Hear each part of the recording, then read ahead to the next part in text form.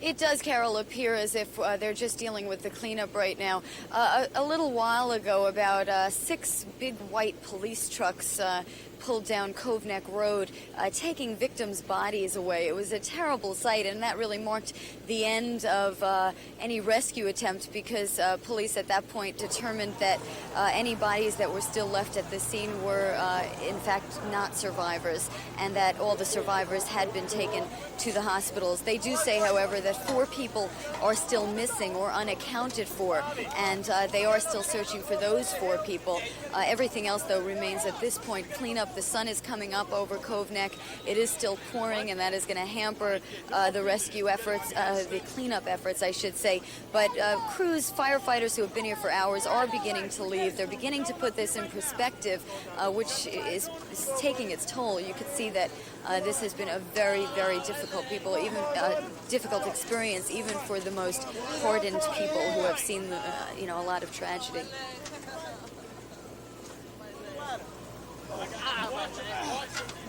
Watch his head on the metal. I got his head. How can I get out? I got him in the air. Pass him over. Keep this here. Slide him over there.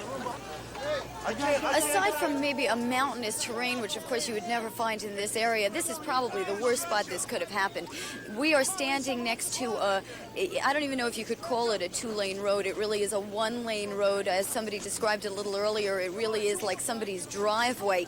That is the main thoroughfare here, and it was bumper to bumper ambulances for a while. It was gridlock rescue workers, and that definitely hampered the rescue efforts. I asked firefighters a little while ago whether they thought that cost anybody lives, and they said that that would be impossible to speculate, but it certainly is not an easy place to get to.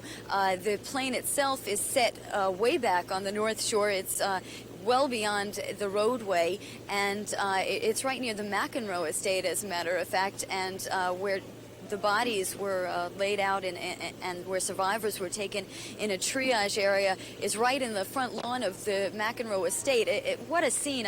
I really wish I could describe it in words, but pictures probably do it best. This huge estate, a beautiful area, a jacuzzi and tennis courts on one side, and then bodies covered with white bags right next to it. Just awful, Carol.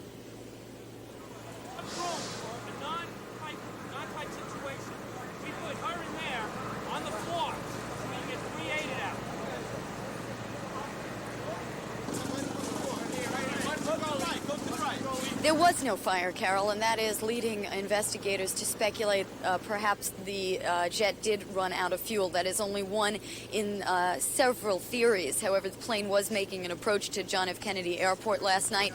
It aborted that first attempt, and it circled and was going to make a second attempt at landing when it crashed here on the North Shore. And because it did not erupt in flames, because there was no explosion, there is some speculation that perhaps that 10 or 15 extra minutes that it took to circle the island and make a second attempt at landing, perhaps it ran out of fuel. That is one of the theories. There are others that weather was a factor. It was very foggy last night, as everybody remembers. It was raining. And finally, there is the speculation that it was sabotage because the plane was coming from, made a stop in Medellin, Colombia. But I should really emphasize that that is only speculation, that there's no confirmation on that, and it'll take weeks, if not months, before the real cause is discovered. Police dogs are searching for some victims' bodies. Our latest count is that 66 people have died. At least 85 people have been taken to the hospital, and 4 people are still missing. So we are to assume that those police dogs are still searching for those 4 missing people. Perhaps they are survivors. We don't know yet. The scene up at the top of the hill is really filled with rescue workers and still emergency personnel, although they're not doing any more rescue work at this time. They're really in the midst of the investigation phase. And I see right now Thomas Galata, Nassau County Executive, is on the scene. He just returned from the site of the crash. Mr. Galata, what can you tell us in terms of what's going on there now? Well, as you know, I've been here along with many others since 9:30 last night, but the scene this morning looks dramatically different from what it did last night. Seeing it during the daytime, you're able to see how the plane just sheared off the top of the trees, and it is much more densely populated than it appeared in the evening. In fact, the plane in coming in just missed the roofs of several houses in its flight path. So I think in many respects, even though it's a terrible, terrible tragedy and we lost many lives, in many respects we're very fortunate, both in terms of the survivors and in terms of the failure to injure residents in the area. In daylight, can you get any better idea of what happened to the plane? We've been reporting that it broke into several pieces. What were you able to see? I understand that the federal officials have regained the black box, and several members, or at least one member of the crew, while in very, very critical condition, is at Nassau County Medical Center and has survived. So they're very hopeful that between the black box and between talking to the survivors and the member of the cockpit crew who did survive, that they're going to be able to put the pieces of the puzzle together.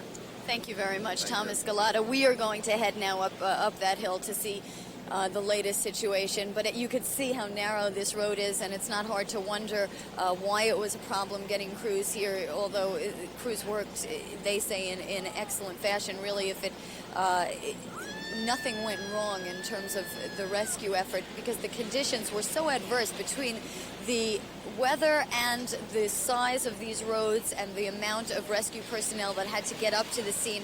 It really is remarkable that so many people survived. And I spoke with one person who lives right around here and who witnessed right after the crash, and the way he described it is the plane just fell out of the sky. I'm Carolyn Gusoff reporting. Let's go back now to the studio. As you can see, it's now the changing of the shifts. Police and firefighters have been here all night. They're beginning to leave, and a new crew is coming on. Their job is now to go through the wreckage, and they say that they are still looking for victims. The plane, which is about 3/4 of a mile down the road, which we took a look at a few minutes ago, is perched on a small hill. It missed hitting a house by just a few yards, and here's what it looked like. It is split in three, and Nassau County Police tell us that now the job is to actually lift that tail section of the plane and look for any survivors or additional victims.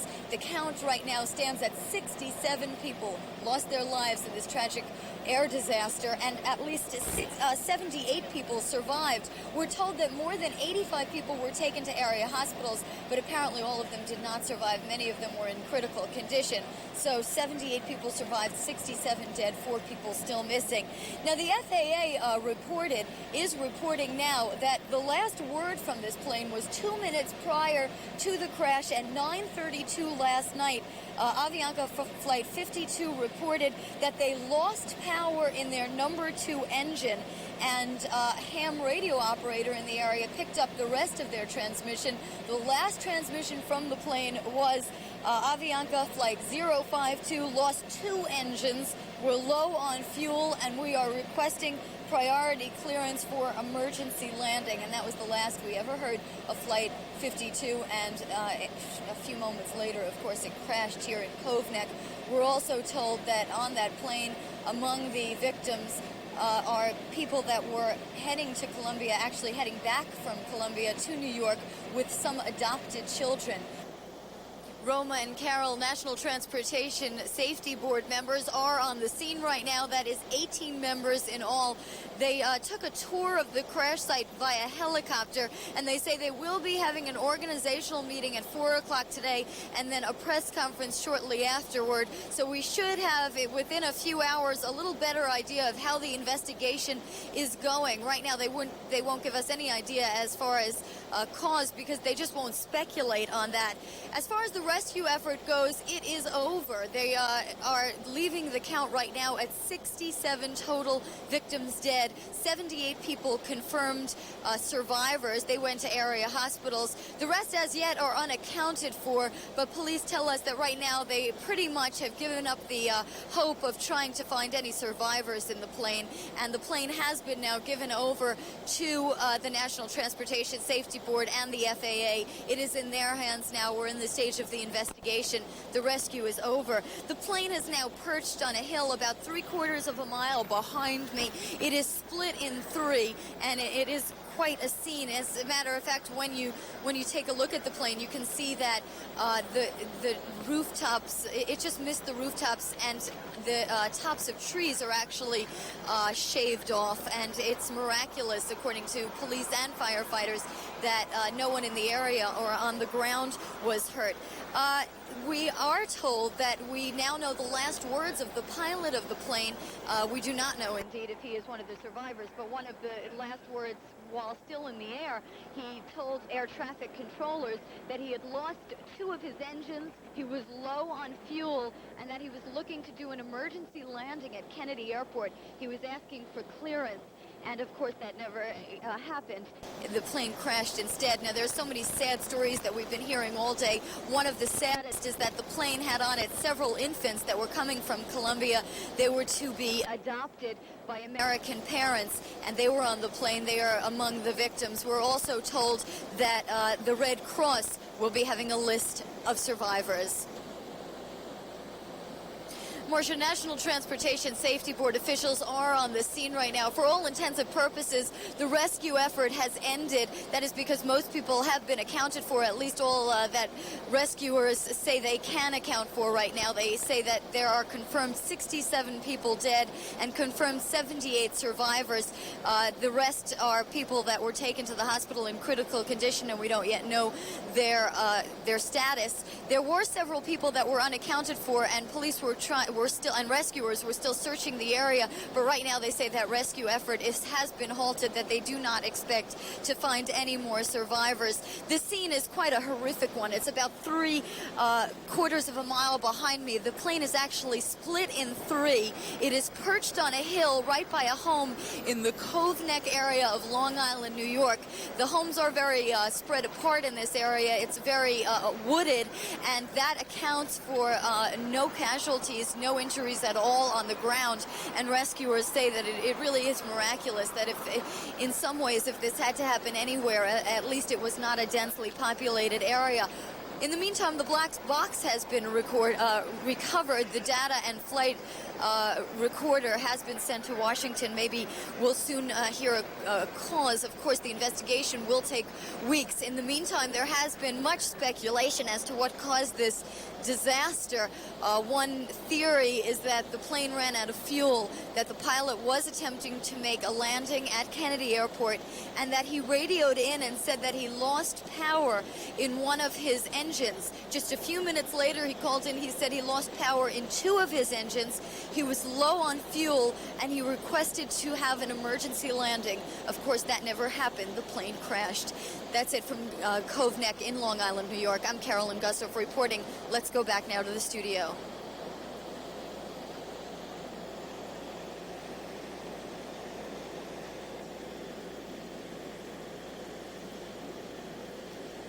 We do not yet know if they survived. As a matter of fact, the Red Cross is in the process of making a list of survivors, because that has been a major question throughout the day. We know that almost half the people died, half the people survived, and of course everybody wants to know who is who, and it must be torture for the victims' families, but we do not know who is who yet. And those children that you talk about, there were several children, several infants aboard the plane, we're told, who were coming from Colombia. They were to be adopted by American parents.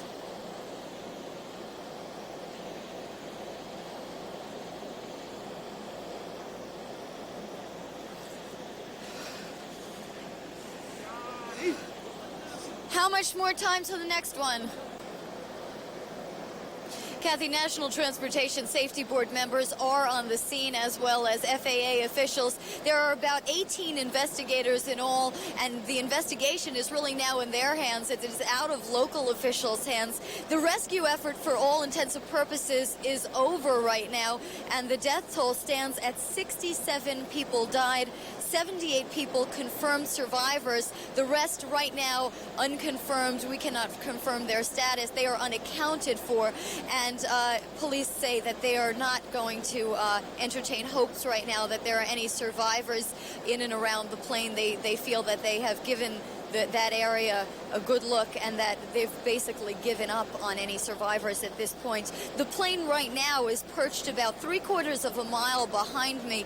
It's on a hill in the Cove Neck section of Long Island. It's the north shore of Long Island, a very affluent area, and because the houses are so spread out, nobody on the ground was hurt, and rescuers said it really was miraculous the way the plane made its crash landing. It's very lucky that nobody on the ground was hurt, and at least they have that to be thankful for. In the meantime, the black box, the flight and the data recorder and voice recorder has been recovered. That is en route to Washington, D.C. That should give us a better idea as to how this happened. But of course, there is speculation. The speculation right now is that the plane might have run out of fuel. The last words that the pilot said to the controllers, the air traffic controllers, is that 2 of his engines lost power and that he was low on fuel and that he was requesting to make an emergency landing. That never happened. The plane crashed instead. That's it from Cove Neck. I'm Carolyn Gusoff reporting. Let's go back now to the studio.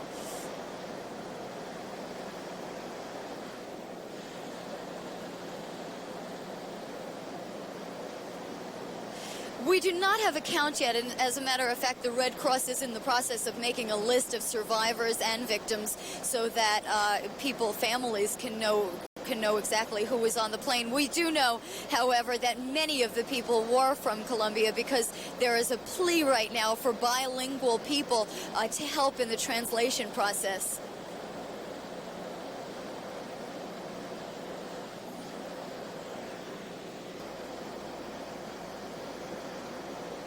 Adam, the latest figures are that 67 people are confirmed dead. 78 people have definitely survived. The rest are still unaccounted for.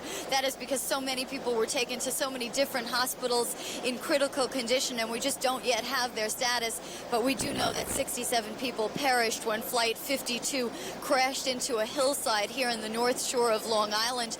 It was on approach to Kennedy Airport, and we have word that one of the last things the pilot said to air traffic controllers was, "I've lost one of my engines." And then just a few minutes later, he said, "I lost 2 engines, I'm low on fuel," and requested to make an emergency landing at Kennedy, requested clearance for that. Of course, that never happened. The plane crashed last night here in Cove Neck.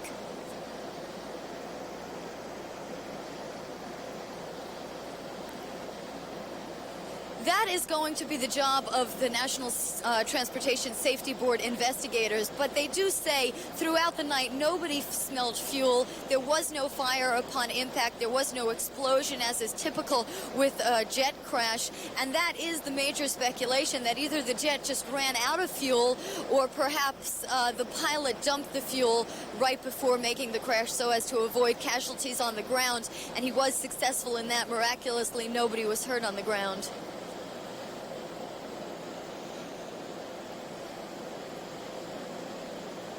We're told, Adam, that there were several children on board being brought from Colombia to the New York area. They were to be adopted by American parents. So as if this tragedy isn't bad enough, that certainly adds to it.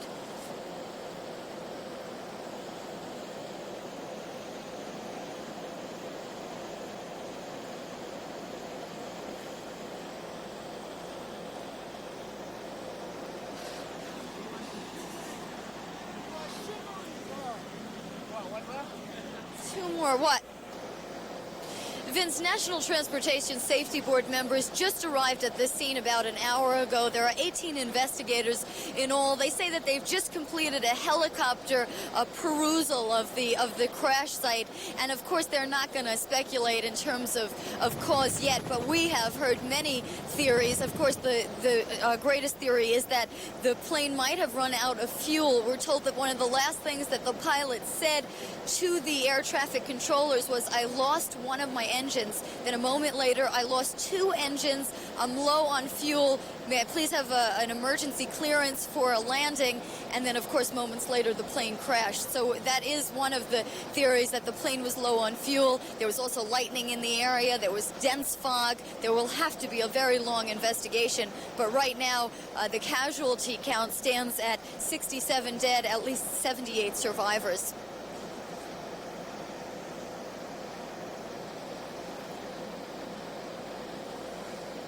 Well, as you probably know by now, earlier in the day, overnight, it was just an awful scene with victims everywhere. And in fact, this is a very affluent area, and the contrast between the tennis courts and the jacuzzis and bodies lined up next to them was just awful. At this point, none of that is going on. All of the dead were taken to the morgue. All of the survivors were taken to the hospital. And right now, the plane is being guarded by federal investigators. They're in charge of it, and it's out of local officials' hands, and it is all investigatory right now.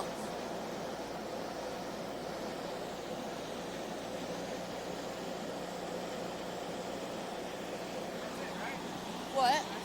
No, I think one more. Wendy, National Transportation Board, Safety Board members are on the scene right now. There are about 18 investigators in all. They just completed a helicopter tour of the crash site, and from here they go on to begin the investigation into how this all happened. As you said, 67 people confirmed dead now. 78 people survived, and the rest are still unaccounted for. But for all intents and purposes, rescue efforts have now ceased. Police and rescuers say that they've pulled out everyone that they feel could have survived this. The plane is now perched on a hill about a half a mile behind me. It crashed in a very affluent section of Long Island where the homes are very spread apart, and that perhaps saved many people because it's not a densely populated area. In terms of cause, that is the big question. All we know right now is the last thing that the pilot said to air traffic controllers before the crash is that he lost one of his engines. Then a few moments later, he said, "I lost both engines, I'm low on fuel," and asked for clearance for an emergency landing. Of course, that never took place. Just a few moments later, the plane crashed. So we will have to wait in terms of any more definitive answer as to cause, whether the weather played a part, as you said, there was dense fog, or whether the plane ran out of gas. We really just don't know right now. We're going to have to wait for the FAA to tell us.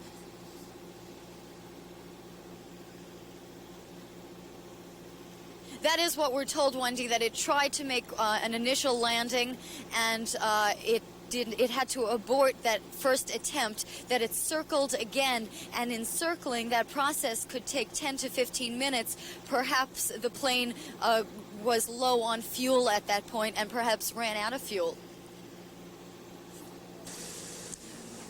Roma, there is very little information coming out of the crash site behind me right now. It is, of course, about a half a mile up the hill, and federal investigators are on the scene, but they have all disappeared into the crash site right now. There are about 18 investigators in all. A little earlier, they took a helicopter tour of the crash site, and they say at about 4 o'clock today they will be having an organizational meeting, and perhaps after that a press conference. Maybe we can find out a little more at that point. Right now we do know that in all 67 people are confirmed dead, 78 people confirmed survivors, and then there are still a few people unaccounted for, but police are telling us that they have really abandoned the rescue effort at this point, that there really is no further hope that any further survivors remain at the crash site. The plane right now is perched on a hill in Cove Neck.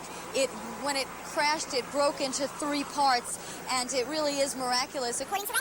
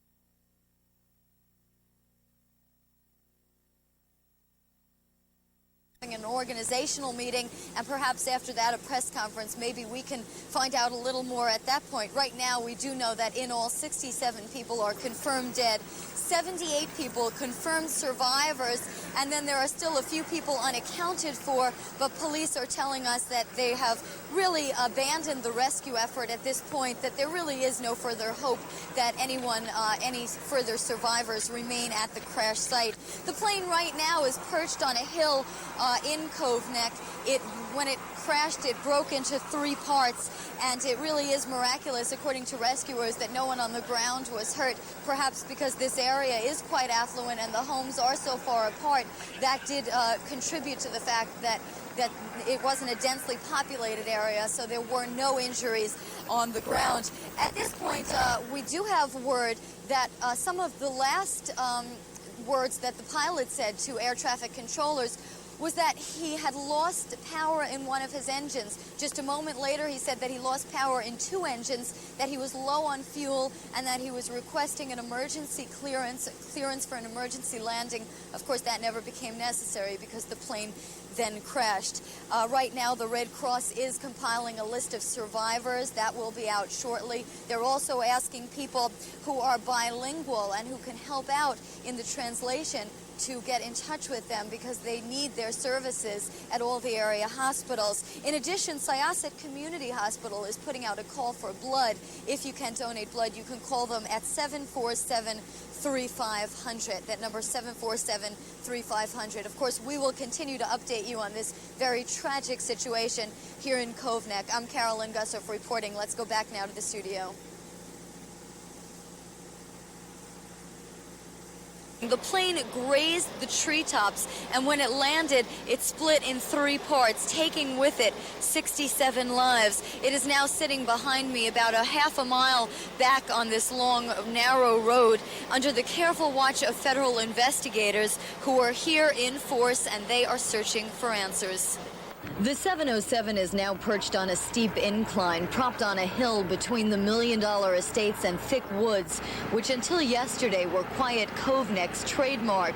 It just fell out of the sky. That's how witnesses describe the crash of Avianca Flight 52, a strangely silent crash followed by chaos. There were kids sitting on top of the plane, screaming. There were people against the plane. There were people buckled into seats that had been ejected from the crash, still in there. A couple of people were moving, a couple of people weren't. Rescuers have not yet given up on finding more victims. We're still conducting a search in the wooded area south and west of the airplane, just in case. We don't feel that we're going to find anybody, but just to be safe, we are doing it. We're securing the area, and as I say, the government, the FAA right now, is conducting the investigation as to the cause of the crash. There are 18 members of the National Transportation Safety Board on the scene, sifting piece by piece through the wreckage. They've recovered the voice and data recorder, which should provide clues as to how this happened. There have been reports of lightning in the area just before the plane went down. Investigators say weather may have caused the pilot to abort his first landing attempt at Kennedy Airport. Moments later, ham radio operators say they heard the pilot request a clearance for an emergency landing because 2 engines were out and he was low on fuel. There is conjecture about 2 possibilities. Number 1, that the pilot held the holding pattern for too long and consequently ran out of fuel before he could make a second landing attempt.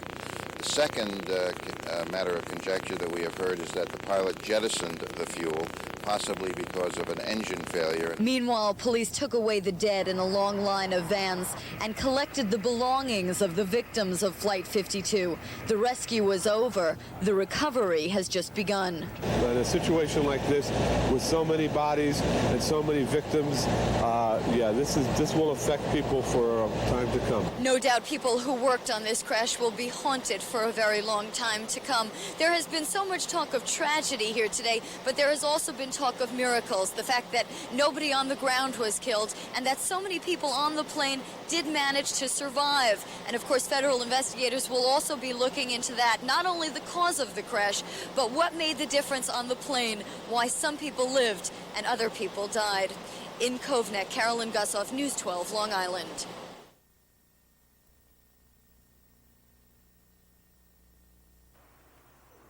A police officer is posted at the hospital bedside of Antonio Zulaga. The 46-year-old Colombian narrowly escaped with his life Thursday night in the crash of Flight 52, only to find himself in a different kind of trouble. He's under arrest now on felony drug charges. In the middle of the night, a nurse noticed 4 condoms filled with white powder substance that was passed by Antonio Zulaga in Nassau County Medical Center. Since then, police say Zulaga has passed 19 of these latex and wax-coated packets filled with a white powder. And he's not the only crash survivor found with this kind of internal cargo. Police say Jose Figueroa, in serious condition at North Shore Hospital, has $250,000 of drugs inside his intestines. Condoms filled with cocaine. There was some indication that the individual in North Shore may have as many as 70 in him. 70. What's most shocking is that drug enforcement officials say this sort of smuggling is actually quite common. There's even a name for it. The couriers are called mules because they carry their cargo on their bodies. A courier like this would get somewhere between $1,000 and $1,500 in salary plus a round-trip ticket.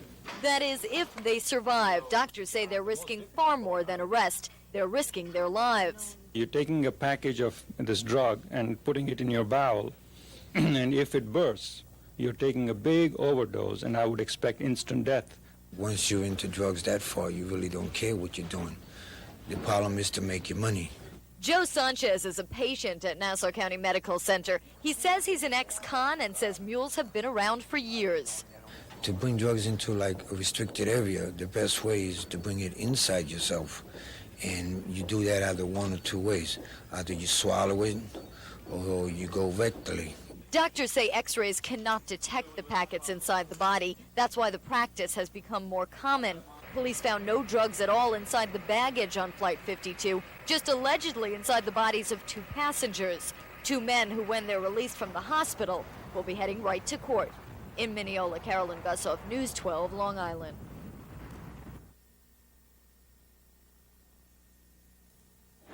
On December 21st, 1989, Judge Charles Cacciaborda set bail in the Jessica Manners murder case at $1 million. 2 weeks later, Judge Thomas Stark reduced this bail by 85% to $150,000. More than 3,400 people have signed this statement. They say it's an expression of disgust with the criminal justice system that would charge someone with murder and rape and then allow them to go free on only $150,000 bail. The statement is being sent to lawmakers and judges. But first, some of the thousands who signed it gathered to show their support for the Manners family and to speak out about what the murder of Jessica Manners has done to a community and so many lives. It's important that the judicial system expedite the process so that this can be put to rest one way or the other. Dr. Stein is in a medical practice with Jessica Manners' father, a pediatrician. We can't immunize against violence. Violence is something that is here in our community, came into our community, came into our lives. We had no warning, we had nothing to prepare us for it.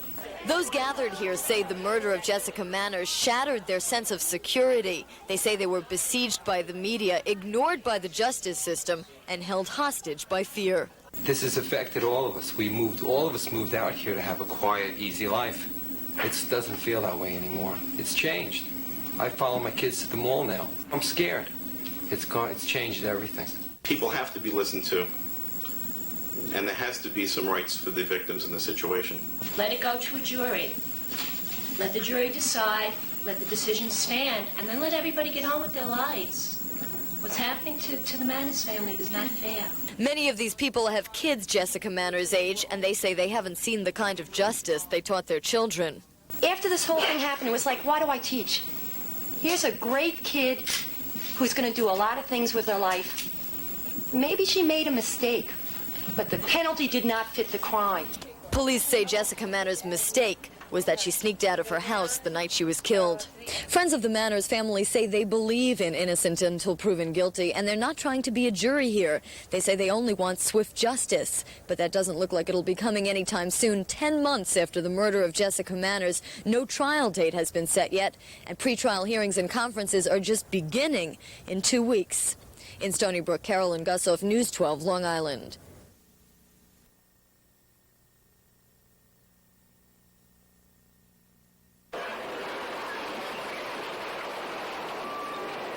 It wasn't your everyday demolition project. The bulldozers leveled what had been a thriving open-air drug market, raising buildings and raising hopes the community would one day turn the corner in its battle against drugs. It was a message to the drug dealers that we were here to stay and we wanted to take our town back. This is the corner 1 year later, vacant, surrounded by a metal fence. Gone are the drug dealers who were once fixtures here, but big problems are not far away. Just across the street on the other side of Great Neck Road and Albany Avenue, in a parking lot of a rundown shopping center, police say the drug business is still booming. What you basically have up there now is you have some lightweight dealers and you have some steerers, people that'll steer people into the crack houses at different locations. I've lived here all my life, and right now, sometimes I feel like the stranger here. Stop, pull right next to it. Like Marjorie Lee, Ed Larson feels the frustration. He's lived in the neighborhood for more than 30 years and was glad they tore down the corner. But Larson says the demolition made the drug battle tougher because it moved the dealers indoors to dozens of crack houses. The technique for selling has changed. They don't congregate anymore, they spread. They spread throughout the areas. You have some of them buying homes and dealing from the homes within. It's a bit more difficult for us now because now we have to infiltrate these crack houses one at a time. Ryan's troops raid 2 to 3 crack houses a week. This one resulted in 2 arrests and netted $2,000 in crack and cocaine. Arrests have increased about 30% since the crack corner was demolished, but some say arrests alone won't solve the problem. Even if everything's done perfectly, in the street, in the courthouse, if everyone was convicted and get the time that they truly deserve for their offenses, there are no cells to accommodate them. The New York State Penitentiary system and all municipal jails are overcrowded. Despite what sometimes seem like enormous obstacles, there's actually some optimism in the air here. The local economic council is moving ahead with a plan to do something with the area, to revitalize it. In fact, phase 1 comes this spring when a small technical school will go up on this property at the corner. Residents say they can even foresee a day when pride returns to the neighborhood. This area has definitely taken a turn for the best. Looking ahead, I'm almost jumping for joy. Carolyn Gusoff, News 12, Long Island. Lee and Carol, here is what has become of this grand $61 million construction project. It's now a $61 million non-construction site. I'm standing right now on a portion of the old Northern State Parkway that has yet to be cleared away. Behind me, you can see a lot of construction midstream. Behind me is a bridge that really a half-built overpass, and next to that is a half-built bridge. You can see it needs a lot more money before any of this will ever be functional. And then below us is a 40-foot deep pit, and who knows what that will be when that is finished. It's actually a very typical site for a construction scene. The only catch here is that no construction is being done and no construction is in the works anytime soon.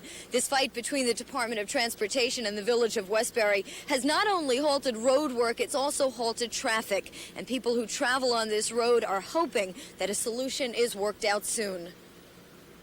I know that it will be difficult for people who use that northern state most of the time, and I hope that they come to some resolution. With all the construction, cars are backed up and people can't get through, and it does slow up business quite a bit. It's affecting us terribly. Our business has just cut in half from all of this because there's such traffic. There was such traffic in the very beginning when they were working on the road. It would take our customers a good hour, 45 minutes to get here, and they only have an hour to have their lunch to begin with. So after a while, they gradually said, well, we shouldn't come to the Seacrest because we're not going to get in. Now we have no traffic at all. But they don't realize that they've stopped the work on the bridge, and they've stopped coming back. So we really should get this going, get it all done with so that they know that it's all done and come back, because they're affecting our business a lot. Do you blame anyone for this work stoppage? I don't know who's to blame, really. that is just it. Nobody we spoke with really knows who to blame. They don't really care. They don't care if it's the Village of Westbury or the Department of Transportation. Basically, when you are sitting in bumper-to-bumper traffic, and at times of the day that is all you see around here, depending upon what time you go through, there is quite often bumper-to-bumper traffic. When you're sitting in traffic, you only want traffic to move, and that's exactly what they want the officials involved in this to do. They want them to get moving and to do something about this, develop some kind of compromise between the DOT and the Village of Westbury to get this construction project back going and let the traffic move again. Hopefully, we'll have some results in Albany today, and we'll have, of course, a full report at 5 o'clock. I'm Carolyn Gusoff reporting. Let's go back now to you, Carolyn Lee. 12's Carolyn Gusoff is at the 5th Precinct in Elmont now to bring us up to date. Carolyn? Carolyn Lee, it was certainly not your run-of-the-mill burglary. In fact, it was the kind of incident that really makes you think twice, think very hard about ever opening your door to strangers again. This time, the strangers posed as police. Christopher Lolissio is free on bail after spending the past 2.5 weeks behind bars accused of killing 14-year-old Jessica Manners. The Stony Brook man had his bail lowered. News 12's Carolyn Gusoff has the story. Christopher Lolissio walked out of the Riverhead jail free on bail. In a jailhouse hearing, Supreme Court Judge Thomas Stark lowered his bail from $1 million to $150,000, calling the original bail unconstitutionally excessive. Lolissio breathed an audible sigh of relief in court. But for the Manners, who describe a hell they've been enduring since their oldest daughter was murdered Easter Sunday, the news of the lowered bail was devastating. All of a sudden he comes up with the exact bail that the family said they could meet. To us is questionable at best. We think Judge Stark's decision is an outrage. We're frightened. Our lives change again. We become the prisoners again. The prosecutor argued passionately against lowering bail, for the first time characterizing the murder of 14-year-old Jessica Manners as a rape that went bad. In court, prosecutor Tim Mazie said, "We have other girls who say the defendant has tried to make advances on them, and when they refused, he assaulted them. This is the way he is." The prosecutor went on to outline some of the evidence against the 20-year-old landscaper, that fibers found on the body of Jessica Manners matched fibers found inside his car, that he persistently asked his girlfriend to make up an alibi for him, that his own mother told police that Jessica Manners called their house looking for Christopher just a few hours before she died, and finally that DNA found on the body of Jessica Manners matched DNA of Christopher Lolissio. Prosecutors say it's a strong case, strong enough to give Lolissio incentive to flee. He's got big problems, and an alternative to those problems is to flee the jurisdiction, and we feel that's a strong likelihood. But Judge Stark agreed that Lolissio is not a bail risk. He has roots in the community, his family stands firmly behind his innocence, and he has the right to reasonable bail. But to the Manners, that's ironic. The criminal justice system has never seemed particularly reasonable for them. The victim should have a right to a speedy trial as well as anybody else. The one thing we were sure about is if he stayed in jail, it would come up quickly. The scars are there, and every time they start to heal, they're reopened again. And that's what the delays do. Lollissio's attorney says he won't be ready for trial for about a year. Carolyn Gusoff, News 12, Long Island. Christopher Lolissio is back home tonight. His first day free since a judge reduced his bail from $1 million to $150,000. His Stony Brook family, of course, is standing behind him, convinced of his innocence in the murder of Jessica Manners. But what about the family of the victim?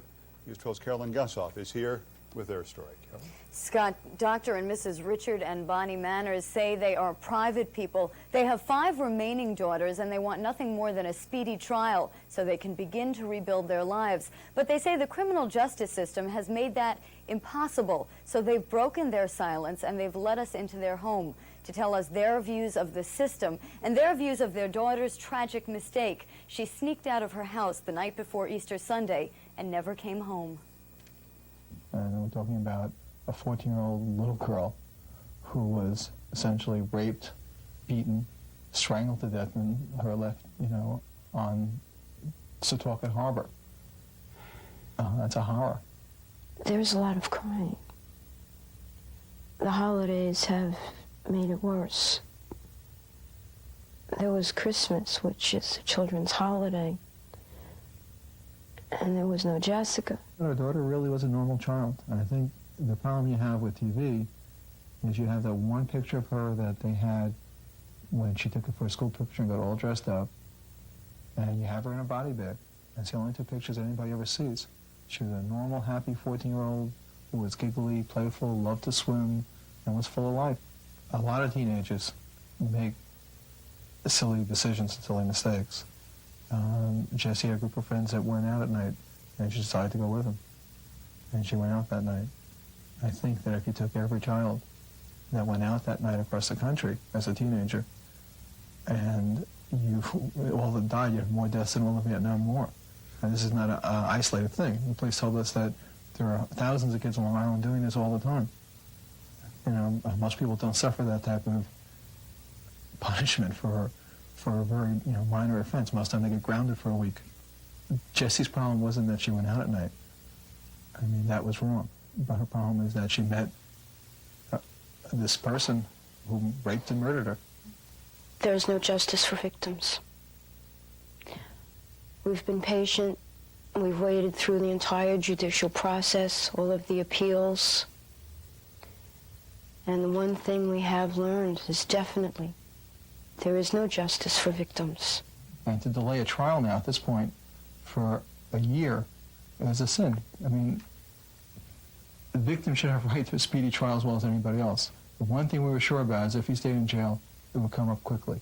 Now that he's out, I'm sure that his attorney will try and delay it forever. All of the delays, you're going to a courtroom, you're going to organizations like Parents for Murdered Children. When is there time to collect your thoughts and say, yes, I miss Jessica? We feel like we have to bear witness. But no matter what happens, we're left with a dead daughter. It just gets more horrible if they leave the person who murdered and raped her on the street. It gets more horrible if there's no punishment. But the end thing is we still have to mourn our daughter.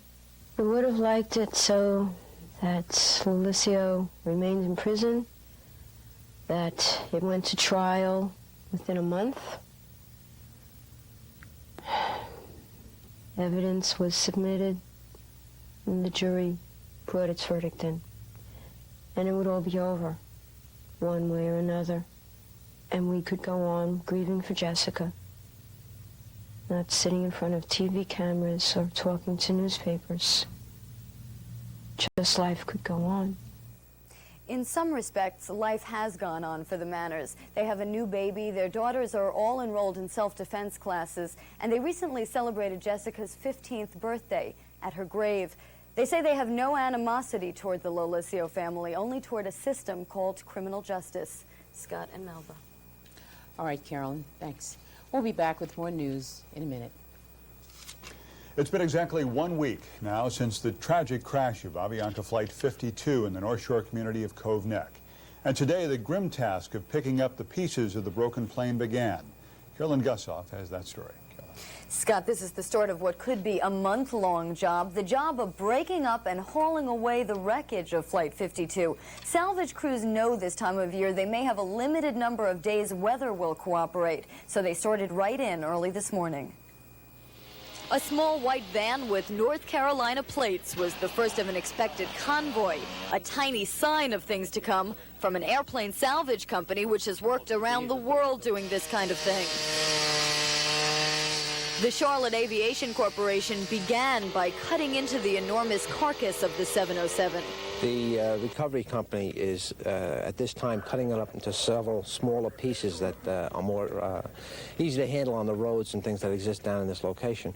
We would anticipate they'll be doing this for a couple of weeks, and they are at this time bringing in heavier equipment. That heavy equipment will not be easy to maneuver on narrow Cove Neck's roads. Rigging crews bidding for the job say they'll use small cranes and cherry pickers, but terrain will pose a problem. You can see right now the angle of the slope is so difficult. It's at least a 4-to-1 slope where everything is going to fall down the hill as we're trying to rig it. So you have to really hold back pieces as well as lift pieces. There's nothing worth saving here, according to the FAA. None of the equipment can ever be used on another airplane. The impact of the crash left everything too mangled. Instead, it will be cut into sections and eventually disposed of as junk. This is really the first sign that life in Cove Neck may soon be getting back to normal. All the federal investigators are gone, most of the media is gone, and soon the wreckage will be gone too. But for some residents, that can't come soon enough. Julia Staniszewski says she and her neighbors are relieved the salvage crews have arrived. We are, because then we can be normal. People can come in, that you have friends that want to visit, and so forth. And it's a sad thing to keep looking at that, because you can't help but wonder about the people that are still suffering and those that are dead. Now, residents will probably have to face that painful sight for some time. The estimate is that it will take about 28 days, and it'll take more than time. It's going to take a lot of heavy equipment on Cove Neck's roads. Oyster Bay town officials say they are prepared to offer their fire equipment, but they have not been asked by Nassau County or Avianca, which is now in charge of the cleanup. Melba and Scott. Yeah, this is quite some part of the story, as that lady says. And it's going to be going on for quite some time, at least a month. All right, Carolyn, thank you. Melba, Islip Republicans are set up for a party here at the Brentwood Country Club. Meanwhile, the Democrats, they will be partying at Chicago's. That is a restaurant just a few blocks away from here. The question is, which one will be a victory party? And it really is too close to call at this point. The Islip Town Supervisor race is just a rematch, really, of the 1987 contest, and that was very close indeed. Republican incumbent Frank Jones beat Democrat Phil Nolan 2 years ago by just 1,800 votes.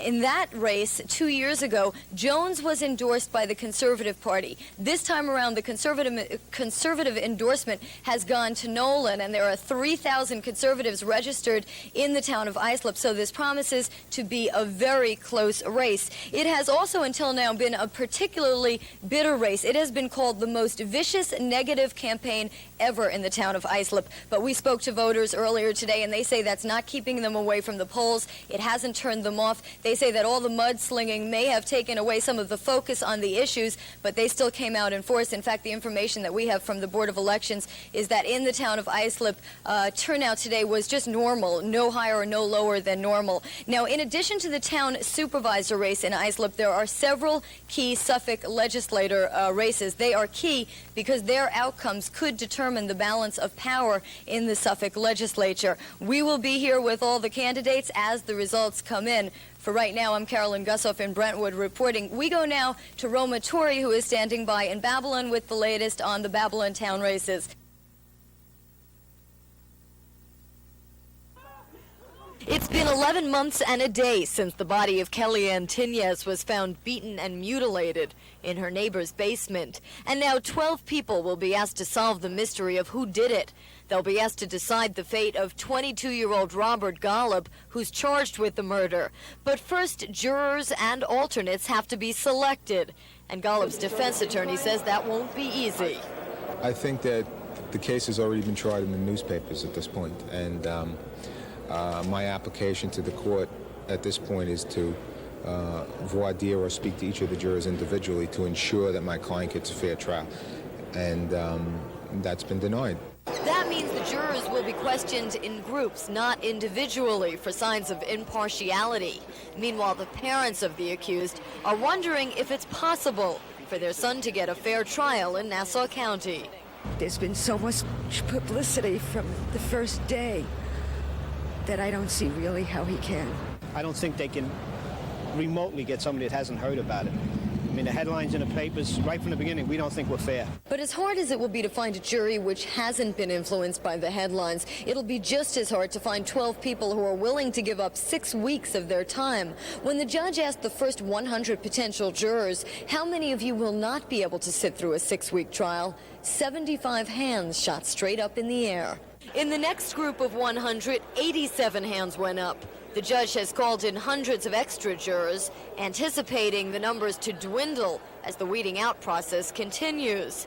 Jury selection is expected to take at least a week. After that, court officers are bracing for crowds of spectators. There are no eyewitnesses to the crime, and anyone coming really wants to know what really did happen. And hopefully that may come out in the trial, although it may not.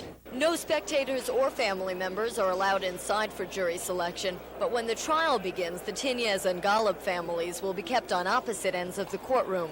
In Mineola, Carolyn Gusoff, News 12, Long Island.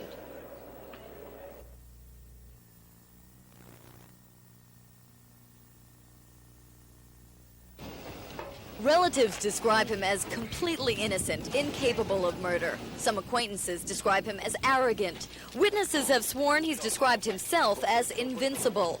Well, on his way into court to be arraigned on murder charges, Christopher Lollicio told reporters what sounded like, "I'm gonna lose."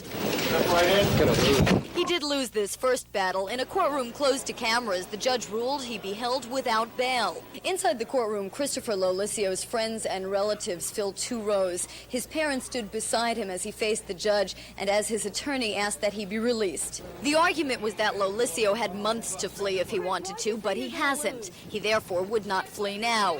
But prosecutors argued there's a big difference between being a suspect, as Lollicio has been for 8 months, and now being under arrest for the murder of Jessica Manners. We didn't have any results clearly indicating that he left seminal material on that poor girl. That's a big difference. I suspect by the length of time, maybe people thought that we weren't going to have a match. Obviously, that's not the case. It's a big difference today than it was 9 months ago. Prosecutors also asked that he be held without bail because he allegedly threatened police when he was arrested.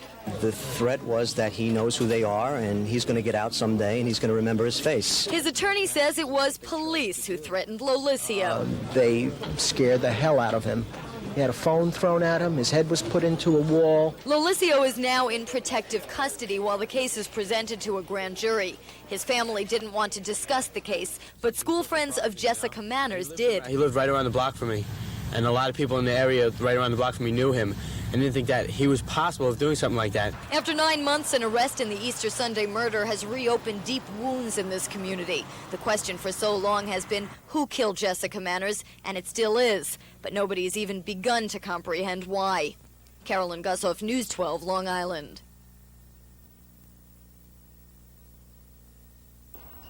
Blood still stains the steps where Lillian Antrundo and her mother Carmen Zamora tried to fight off their attacker.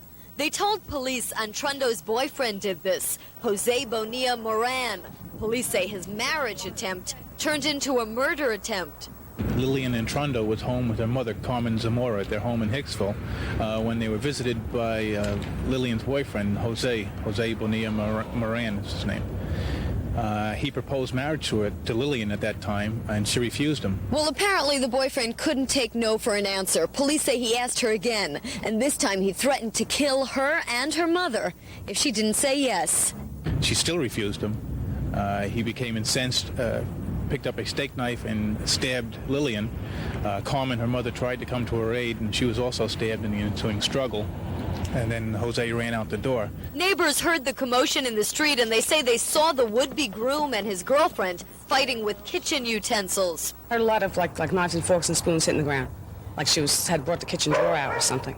Neighbors say they don't know much about Lillian Antrundo and her mother, other than that they live in the basement of this Princess Street house, and they're new in the community. They both work as housekeepers. Police could offer little in the way of an explanation as to how a marriage proposal ended in bloodshed. This is unusual in that the violence has started before they even became an actual family. They're not even married, and then the violence started. The apartment is empty now. Antrundo and her mother, both released from the hospital after their wounds were treated, are staying away. Police say they are somewhere. Antrundo's former boyfriend won't be able to find them. In Hicksville, Carolyn Gusoff, News 12, Long Island.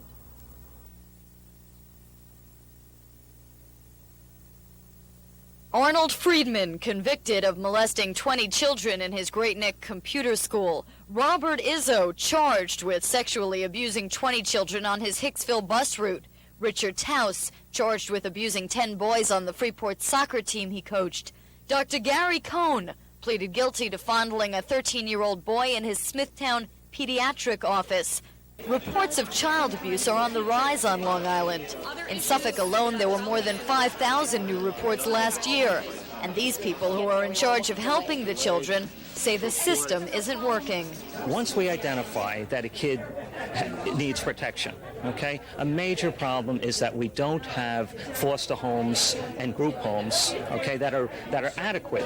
Whatever we do for them, therapy, I don't care, it is useless. It is blowing in the wind. Suffolk school and county officials are here to identify what's wrong with the system. They say it's antiquated laws and red tape. One law school and county officials agree must change is the state confidentiality law. It forbids the Department of Social Services from letting teachers in on an investigation into a report of child abuse. It's designed to protect the family's privacy, but school officials say too often it hurts the child. For example, if we would be planning to go to court, family court, and remove a child or try to seek removal of a child from their home, the school could help support that child through what's a very difficult time. And under the current system, the school can't know. We can't do that, no. Other educators say the public can be better trained in recognizing the more subtle signs of child abuse. Night fears, nightmares, loss of appetite, not wanting to be touched by adults, maybe not wanting to change their clothes in front of other people. This is Suffolk's third roundtable discussion this month designed to make the system work better for abused children. With reports of child abuse twice what they were 10 years ago in Suffolk, educators say it's about time. In Dix Hills, Carolyn Gusoff, News 12, Long Island. Lee and Carol, the fire is now out, but that only makes it easier to see the vast dimensions of the tragedy here today. This was a loss of far more than just a building. St. Mark's Church, as you said, was a landmark, and when it went up in smoke, so did many memories, and really a symbol of this community was destroyed. To make matters worse, firefighters are now saying that the fire appears to have been deliberately set, that believe it or not, this could be arson, and of course the arson squad is investigating. Now the fire began at about 5 a.m. and by 7:15 it was under control, but what happened in those 2 hours will take years to undo. A beloved landmark, the pride of this Episcopal community, was destroyed. I spoke to one man who said that he woke up early this morning, turned on the TV and just cried that he saw the devastation, and that's the kind of emotion that we have been seeing here.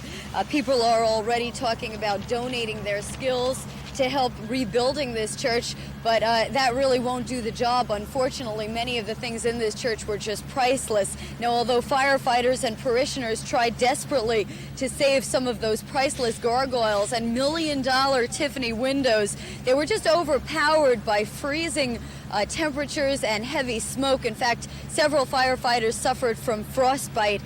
Patrick Halpin, the Suffolk County executive, was here earlier, and he told me that this church was built by the architect for the Vanderbilts, that it was built by the architect for the wealthy, and it was one of a kind. It was built in 1880 in a Norwegian style, a Nordic architect, and that really it can never be replaced. Even if it will be rebuilt, it will never quite be the same. The outpouring of emotion for this church was not limited to parishioners. Firefighters also felt it. One firefighter told me that he had his son christened here just a few weeks ago, and that it wasn't the same as fighting a normal fire, as being called to any other building, that when he was called to this church, he really put his heart into fighting this thing. He said that it's not only the most beautiful church perhaps on Long Island, but perhaps the country and perhaps the world. And I spoke to one bishop from the church who said that it will be rebuilt, that as the temple in Jerusalem was rebuilt at one point, this will be rebuilt as well. Now, as I said, to make matters worse, it does appear to be arson, and of course that investigation will continue. There have been so many emotional moments all morning as this fire has been fought, and one came when firefighters put a stream of water through the church, and it just happened to hit the church bells, and the bells let out a somber toll as if to say goodbye. In Islip, I'm Carolyn Gusoff reporting. Let's go back now to the studio.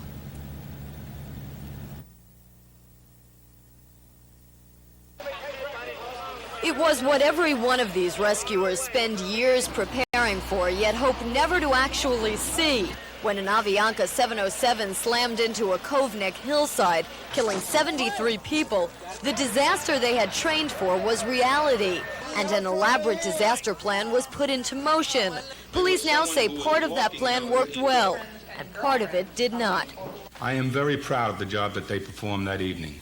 We saved many, many lives. Does that mean we don't have to do anything now? Of course not. Nassau Police and Fire Services are in the process of self-scrutiny should disaster strike again. There was a lack of coordination here with the command post and the media. This has got to be rectified. I was unhappy with communications. We will now be asking for improved communications, both with the fire services and within our own department. Traffic was chaotic. The crash in a remote wooded area was a logistical nightmare with narrow roads, virtually no light, and poor radio reception. Volunteer firefighters from 37 area communities and more than 3. It's the first time court observers have gotten a look at the key evidence in this pretrial hearing. 2 attaché cases stuffed with Kelly Tinez's clothing. The cases found in the Golub home on Horton Road were stained with blood. The scientist who tested those bloodstains told the court the blood belonged to Kelly Tinez and one other person. The print that I obtained from the sample that I designated A from the attaché cases did not match the print from John J. Golub. However, it did match the print obtained from Robert Golub. At issue is whether this DNA profiling will ever be shown to a jury. DNA, say prosecutors, links Robert Golub to the murder. John J. is Robert's younger brother, pictured here the day Kelly Tinez's body was found in his basement. He was once named by police as a suspect in the case. The very mention of his name in court renewed tension between the two families. John J., who's been living elsewhere, returned to the Horton Road house over the weekend. The Golubs described his reception. At least 20 children, from 3 to 6 adults, came out of their houses and approached our house. There was a lot of shouting. We tried to get out of the house. We got home that night. My wires were cut for my television, my phone lines. It's been a point of contention on Horton Road since the murder that the Golubs continue to live in the house where Kelly Tinez was killed. The Tinezes and neighbors say they're also incensed at what they see as the Golubs' attempt to portray themselves as the victims here. It's a tragic situation for both them and us. Later, outside court, Could have been your daughter chopped into a million pieces, you pig. tensions have far from eased between the two families. The daily encounters in court have just moved the battleground from Horton Road to the courtroom. In Mineola, Carolyn Gusoff, News 12, Long Island.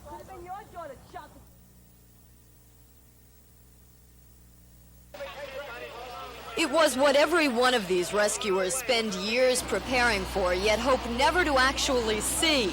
When an Avianca 707 slammed into a Cove Neck hillside, killing 73 people, the disaster they had trained for was reality, and an elaborate disaster plan was put into motion. Police now say part of that plan worked well, and part of it did not. I am very proud of the job that they performed that evening. We saved many, many lives. Does that mean we don't have to do anything now? Of course not. Nassau police and fire services are in the process of self-scrutiny should disaster strike again. There was a lack of coordination here with the command post and the media. This has got to be rectified. I was unhappy with communications. We will now be asking for improved communications, both with the fire services and within our own department. Traffic was chaotic. The crash in a remote wooded area was a logistical nightmare with narrow roads, virtually no light, and poor radio reception. Volunteer firefighters from 37 area communities and more than 300 police converged on the scene to help. There has been no shortage of praise for the people who risked their lives climbing through the wreckage to rescue victims. But since hindsight is 20/20 vision, police say there needed to be better coordination. Too many people came to the scene. That's an altruistic, outward feeling on their part, but many of them hampered the scene. It may have been an over-response, but rescuers say they had no way of knowing what kind of plane went down till they actually got here.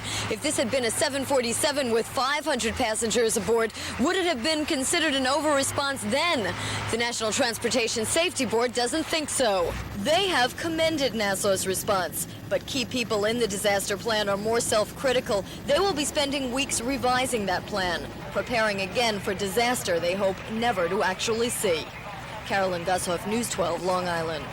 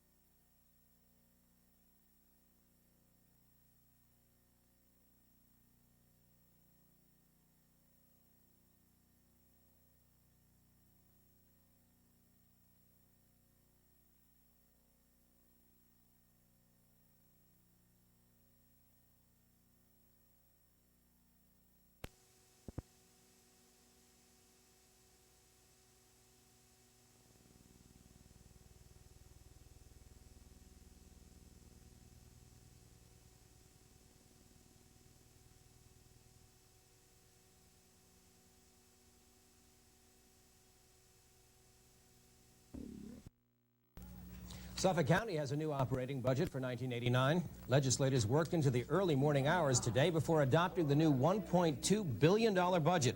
Donald Gruen, the legislature's director of budget review, says the new budget probably won't require any programs to be cut at first anyway, but he says we'll probably see a hiring freeze and a let's wait and see attitude. The budget includes an effective property tax credit of 14 cents per $100 of assessed valuation for people in western Suffolk and 7 cents per $100 for those in eastern Suffolk. Here are some of the stories we're covering across the nation and around the world. Former Nixon aide John Mitchell has died of a heart attack in Washington, D.C. Mitchell was convicted in 1975 for his role in the Watergate scandal. He was the only United States Attorney General ever to serve time in prison. John Mitchell dead at 75. And a moderate earthquake shook the San Francisco Bay Area last night. No reports of injuries or major damage, but the quake registered an impressive 4.5 on the Richter scale. The tremor shook an area nearly 400 miles wide. Officials say although the quake was not a major one, it's unusual for one of that magnitude to be felt over such a wide area. These stories are happening island-wide. In Yaphank, plans are in the works for a new recycling center. A 50-acre parcel of county land is being transferred to the town of Brookhaven on the promise it will be used as a recycling site. County Executive Patrick Halpin says recycling is an important part of Suffolk's efforts to manage its solid waste. In West Babylon, it resembles a flea market. Jewelry, electronics, and guns are on display, but the property belongs to someone. More than $30,000 worth of goods was recovered by Suffolk police in a recent house search. Police say the stolen items probably came from homes along the South Shore, from Merrick to Lindenhurst. If you think your property may have been recovered, you can call the police at 957-4444. That's 957-4444. And Syosset High School is sponsoring an innovative writing workshop. Fearing that TV is causing a decline in reading and writing skills, administrators around Long Island kicked off a Writing Eye Conference for kids. The idea was to try and inspire students to write, and a group of professional authors are helping out. Well, coming up on the Morning Edition, meteorologist Joe Chaffee says we're going to have dry weather this morning, but a few showers headed our way for the afternoon. The complete island forecast is up next. And East Meadows' Frank Viola picks up the American League Cy Young Award. Sports and weather next as the Morning Edition continues.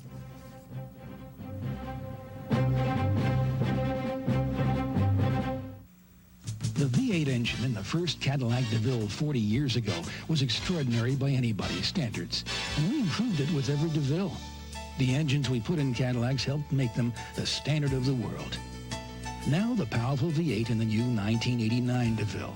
4.5 liters, it delivers 155 horsepower with ease. See it at your Cadillac Tri-Statesman now, a DeVille worthy of its past. I'll never give up my Cadillac.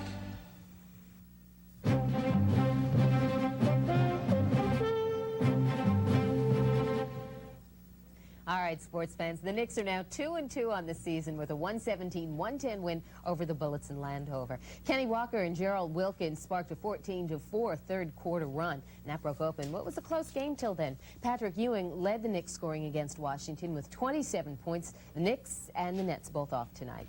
And East Meadow and St. John's University are especially proud this morning of favorite son Frank Viola. Viola was one first-place vote shy of being a unanimous selection as the American League Cy Young winner. Viola had a 24-7 record this season, best in the majors. He had a 2.64 ERA and 193 strikeouts, and it was just a year after he won the World Series MVP. Along with the trophy, Viola gets $100,000 for an incentive clause in his contract. And what's Frank going to do with all that cool baseball cash? We're still on the thinking stages, but I feel like the manager, the coaches have a lot to do with my career and the strides I've made, and I'd like to be able to do a little something to thank them for all they've done for me. Some might say you can't get any better, but I know that you think otherwise.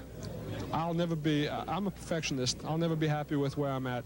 I think the first 5+ months this year could have been as good as I could pitch. But then I look at September and October a little bit, and I got a little tired at the end. I feel like if I'm able to perform, I want to perform from April, whenever we start the season, till the end of the season, and have something left for the World Series and the playoffs. That backhanded catch, one of the most incredible you'll ever see. Not bad for a kid who was a St. John's University pitching star, but had more humbler beginnings on the sandlots of East Meadows elementary schools. And now the whole country knows about that small boy from East Meadow. So congratulations, Frankie. Way to go. And stay with us. We have a lot more news and weather right after this. Good morning, everybody.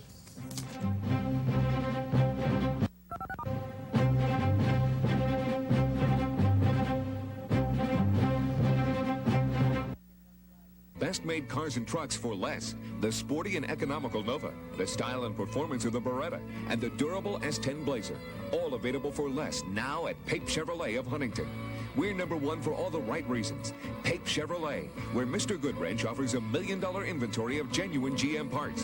Visit our parts department today because nobody knows your GM car or truck better. No one. Pape Chevrolet, sales, service, and parts. Always #1 for all the right reasons. Comfort. The comfort of your home. DC Air can guarantee it. In fact, we even wrote the book on home comfort, and it's yours free. A free guide that takes all the confusion out of high-efficiency heating and cooling equipment, even service contracts. So call DC Air at 349-2828 and call today. We guarantee you'll feel very comfortable at home. Surgeons don't train on the job, neither should salespeople. When salespeople are on a call, there's a lot at stake. Your business, the bottom line. That's why salespeople need rigorous training. At the Institute of Selling, we train salespeople to become sales professionals. Developed by award-winning sales leaders, our program, The Science of Selling, provides the training to achieve peak levels of sales performance. Call 516-367-9190 now. The Institute of Selling, total sales training for the complete sales professional. It's good to know that when an emergency arises, there's still one doctor on call 24 hours a day, 7 days a week. It's the same doctor that always makes house calls. Another success. Oh, thank you, Dr. Sewer. You're welcome. But I'm not just a doctor. I'm a drain surgeon. If you suffer from the pain of a clogged drain, call the doctor anytime. Dr. Sewer, our operating room is in your home.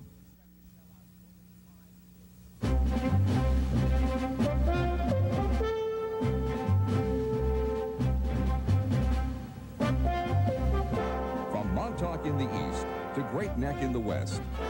News about Long Island for the people of Long Island. 24 hours every day. This is News 12 Long Island. And now, the morning edition. Good morning, everyone. I'm Alan Gersdale in for Lee Tyrell. The time right now is 8:30. It's Thursday, November 10th, and making headlines here at News 12, George Bush begins a 4-day fishing holiday after a much-needed long campaign. Next week, Mr. Bush will make courtesy calls on foreign leaders. Here on the island, George Hochbruckner claims victory in the 1st Congressional District, but his opponent, Suffolk legislator Edward Romaine, does not concede. Final results in the close race will not be known until next week. And a moderate earthquake rocked San Francisco last night. The quake is felt more than 200 miles away. Well, it's a Thursday morning commute. Let's see if we can help you get to work on time. First, our live traffic eye, Northern State at routes 106, 107 in the Hicksville-Jericho area at 8:31. The westbound traffic moving to the left. Traffic there is moving along okay. It's a little bit slower than normal. And we have our Ken Grimble out there watching the roadways. He's on the phone this morning. Good morning, Ken. And good morning, Alan. It's still quite nice outside. We're headed westbound still on the Long Island Expressway. Traffic is moving pretty well so far. We're headed toward Glen Cove Road right now. And as you get closer and closer to Glen Cove Road, traffic slows down a bit. But after you pass that area, it seems to pick up again. Eastbound traffic is moving along quite nicely without any problems. It looks like a great day, and it's going to be really windy later, so there's a toupee warning in effect, I understand. So those people who are using those kind of things have to be kind of careful. That's our report. Now we'll go back to Alan. Okay, thanks a lot, Ken. We have to report shadows reporting Northern State Parkway is heavy from Shelter Rock Road to the city line. And here we are at the LIE Vets Highway in Hauppauge as you approach exit 57. Westbound traffic moving to the right at 8:32. Traffic there moving along well. Hempstead Limo, Ed Rayan reporting that Southern State is very heavy westbound at the Cross Island interchange. There was an accident there. There's a lot of rubbernecking, so avoid that area. And the westbound Sunrise and Montauk Highway is backed up 1 mile into the Oakdale merge. You need to get a Bob to drive with Ray. And you have Bob and Ray. Bob and Ray. Remember Bob and Ray? Yes, we've been that route before, haven't we? Oh, we have? Yeah. Okay. Okay. took a chance. Okay. Columbus did.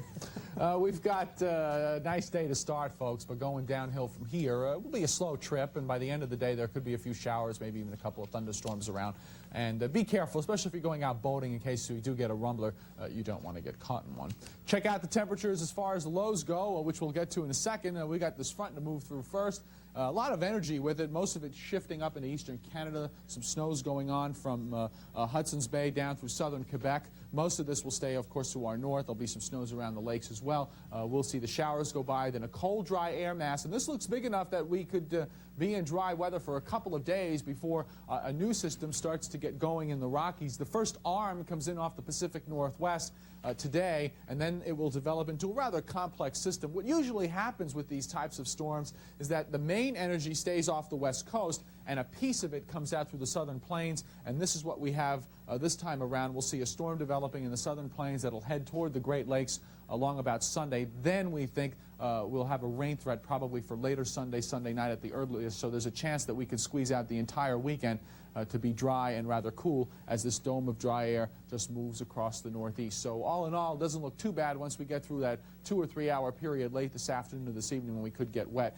Temperatures for the morning lows across Suffolk and Nassau County. A few spots bottoming out under freezing, like East North Pole, Northport, Steve Tishfield, low of 31. Ronkonkoma low 37, but in the isolated areas of Center Reach down to 32 with Dick Simmons, 37 for East Islip, East Patchogue at 36. 42 for the low West Babylon. The South Shore and Western Nassau a little warmer because clouds moved in before sunrise, and that allowed temperatures to just level off, and they stopped going down. Our forecast, folks, is not a bad one, really, once we get that little period of rain out of the way. Clouds thickening up with a few late showers and the chance of a thunderstorm, highs 58 to 63. Any showers this evening will give way to clearing tonight. Low temperatures by morning, 40s to near 50. Tomorrow, look for sunshine and clouds mixing, brisk and chilly, 50 to 55. Same for Saturday, probably. And if you're traveling, check with your airline. There will be some delays if you're flying across the country or headed for points west like Chicago and Detroit. And later today, we think there'll be problems on the shuttle when these showers come on through, both going and coming from Boston and Washington. Okay, these showers, are they going to affect our afternoon commute? They might. They might. It's possible that some of us could get away with not seeing any rain, but then again, it's possible that we won't. Okay. Don't you love this double talk sometimes? Yes. Prognostication there. That's right. Thanks a lot, Joe. And stay with us. Carol and I have much more news for you right after this.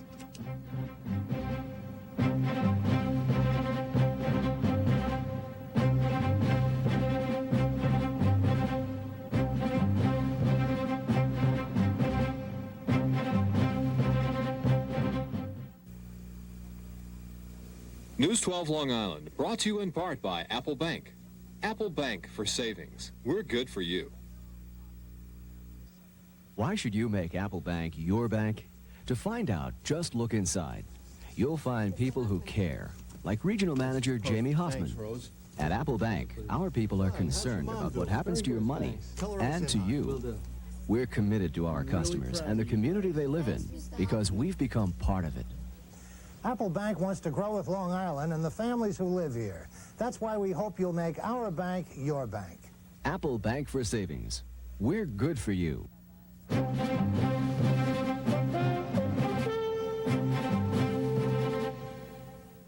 The defense continues calling witnesses today in the Matthew Solomon murder trial. Yesterday, the prosecution rested its case against the man they say strangled his bride. But before they rested, an interview Solomon gave to the media during the search for Lisa Solomon was played in court. She's alive. She's alive somewhere. And I'm going to find her. We're going to find her. In the interview, Solomon pleaded for help in finding his wife. Prosecutors contend the tape proves that Matthew Solomon is a con artist and a liar. The defense is trying to prove otherwise. Their first volunteer, a volunteer ambulance worker, who said Solomon was in shock the night her body was found. I observed a gentleman on the ground, flailing around and making noises.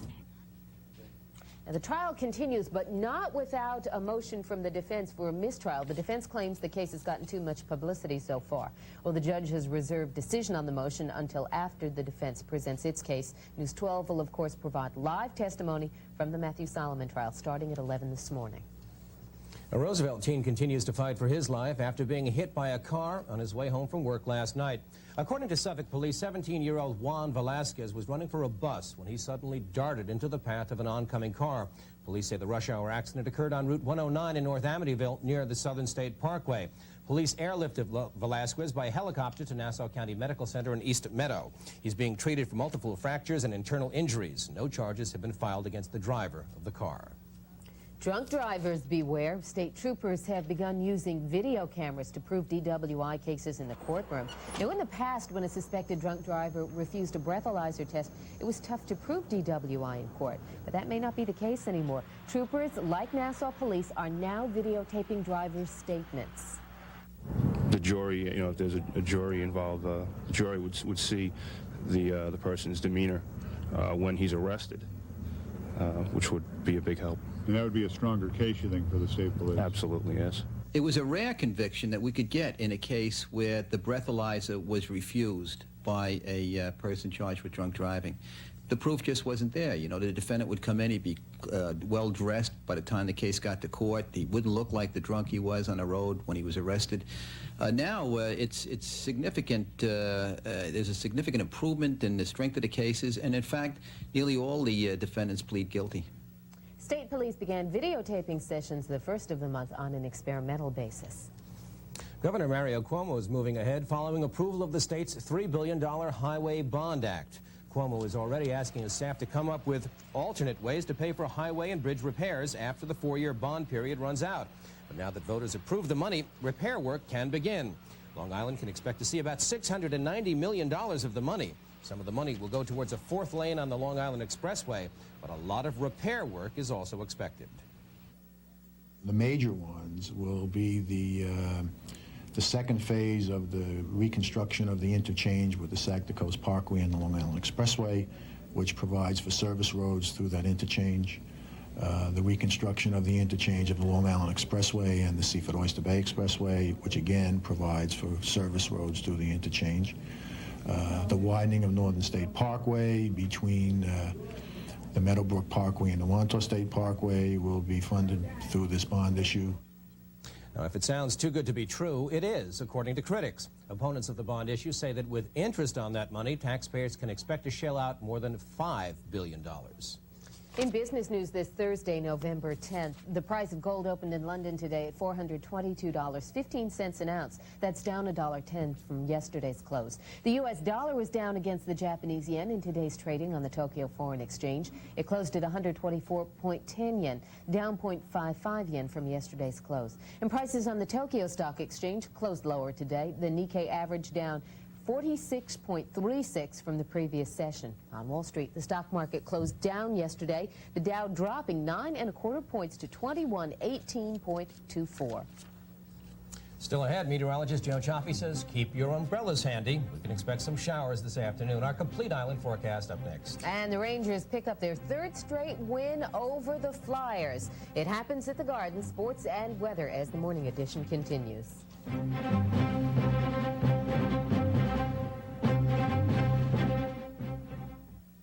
Hey, Sal, come on, you got to get these cars out of here. We got work to do. My construction workers are threatening to move my cars themselves if we don't. That's why you should come into the Atlantic Auto Mall now. I'll even help you make your own best deal. Come in and help me move out my Oldsmobiles, Hyundais, Isuzus, Jeep Eagles. Help me move them before they move them for me. Hey, wait a minute. Come to the Atlantic Auto Mall right now during our big construction sale and build your own best deal. Hey, give me that car back!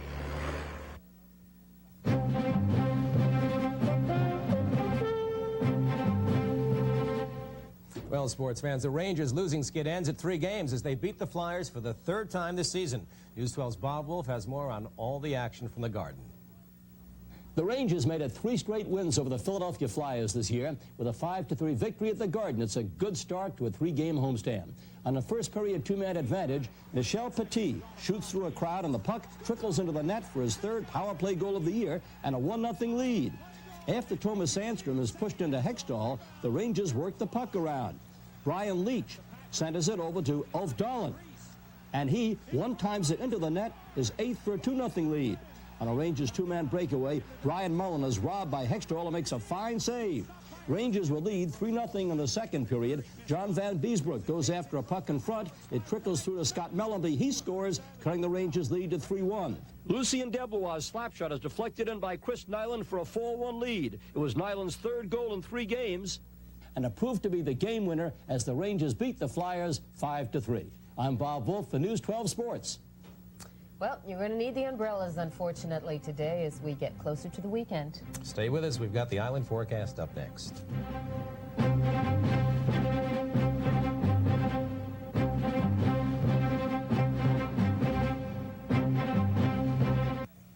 The Lake Bridge Club in Smithtown invites you to a new experience in housing.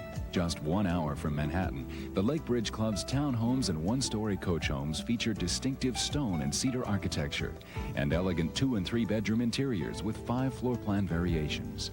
Our club features exercise and fitness center, pool, saunas, and more. Prices start in the low 200s for Long Island's most exclusive country club community, the Lake Bridge Club. Call or visit today. We got the price that's right and so much more with King Cullen, Long Island Zone. Save all week on Tropicana Pure Premium Orange Juice, just $1.99. Chicken at the Sea Tuna, 99 cents. 4-star ice cream, $1.59 with coupon. High C fruit drinks, 46-ounce can, 69 cents. And Pepsi or Diet Pepsi, 2-liter bottle, only 79 cents. We got the price that's right and so much more with King Cullen, your Long Island store.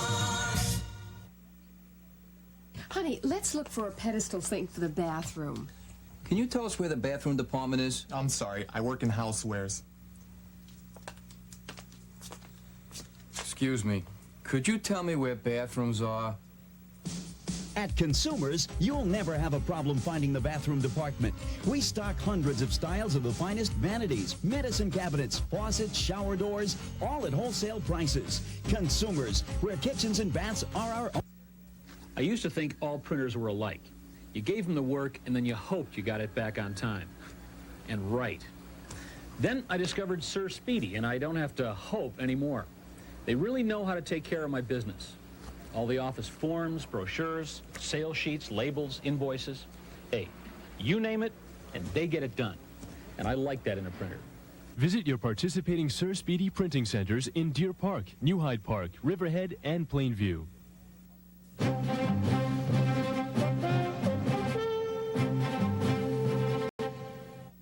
Good morning, everyone. I'm Alan Gerstel in for Lee Tyrell. The time right now is 8:45. It's Thursday, November 10th, and making headlines here at News 12. The Matthew Solomon murder trial continues today with more defense witnesses. The prosecution rested its case yesterday. The News 12 will continue to bring you live testimony from Suffolk County Court. The only U.S. Attorney General to serve time in prison is dead. John Mitchell died of a heart attack at the age of 75. And in sports, East Meadows' Frank Viola is named the American League's Cy Young Award winner. It's a Thursday morning commute. Let's take a look at our roadways right now. Our live traffic eye, the Northern State Routes 106, 107, the Hicksville-Jericho area. It's 8:45. Westbound traffic moving to the left. Traffic moving along very well at that point at any rate. Let's go to Ken Grimble for more. He's on the phone. Good morning, Ken. And good morning to Alan. We were just westbound on the Long Island Expressway near Glen Cove Road. We just got off. Traffic is quite heavy as you approach Glen Cove Road and all the way through that area. However, I think it lightens up the further west that you go. The morning rush hour seems to be tuning down right now. Also, when traffic on Glen Cove Road itself is quite heavy as you approach the intersection of the Long Island Expressway and Glen Cove Road. Traffic is quite heavy at the traffic light there. Northbound and southbound is a real heavy flow also. That's our report. Now we'll go back to Alan. Okay, thank you, Ken. We're looking now at the LIE Vets Highway in Hauppauge at 8:46. Westbound traffic moving to the right on your screen as you approach exit 57. Traffic there moving along well. The major trouble spots we had this morning seem to be dissipating as the rush hour winds down, so no real problems to report at this time on our roads. However, weather-wise, we may have something coming up on the horizon. Yeah, some rain later today, but, you know, before we get to that, we're going to talk a little bit about Thanksgiving, which is about sounds good 2 weeks from today. Right. That's right. Getting close, and then 6 weeks from now we've got Christmas. And, you know, this time of year you start to see all kinds of different ways to do different things to your turkey. Well, last year we told you about a certain special recipe that I have for a good stuffing mix, and we're going to share it with you again. So we're going to do that now. We'll do it again during the 9 o'clock hour. And here's the deal. Here's what you need. A pound of ground veal, all right? a package of cornbread stuffing mix if you can find it. It's not available in all stores as Pepperidge Farm makes it. It's the ground cubes, or it's all ground up anyway. A little black pepper, garlic powder, Parmesan cheese. Now, if you have a microwave, this really works great because you can do it with a minimal amount of mess. You get yourself a big microwavable mixing bowl, right? Put the veal in, you put in the black pepper, garlic powder, you can season it to your own taste, and mix in about 2 or 3 tablespoons full of Parmesan cheese. Mix it all up nice and throw it in the microwave on high for about 5 minutes or 6 minutes. You want to get it so that the meat is not quite completely cooked, but maybe 3/4, where you'll still see some red inside the ground veal. Then when you take it out, you add the package of the ground stuffing mix, the breadcrumbs, and you throw that in, and you mix it all up. And it's going to be a little bit dry after you do that. Now, you have a couple of options to moisten it up. If you want to keep it really, really light, put some water in it, but that doesn't really enhance the flavor. The best thing to do is put maybe a tablespoon or 2 of melted butter, oh, lovely, and add anywhere between 4 and 6 eggs, okay? Mix it up nicely, and it'll get real nice and moist. Stuff your bird with it. Now, what I suggest you do is try it on a chicken first and on a small scale, and if you like it, then use it on your turkey. I get raves every time I do this, and during the 9 o'clock hour, we'll go through the recipe again, and we'll give you an address where you can send a stamped, self-addressed envelope, and you can get a copy of it if you can't write it down. 4:40 p.m. on the sunset today, 6:37 on the sunrise tomorrow morning. Normal high of 56, the normal low 37.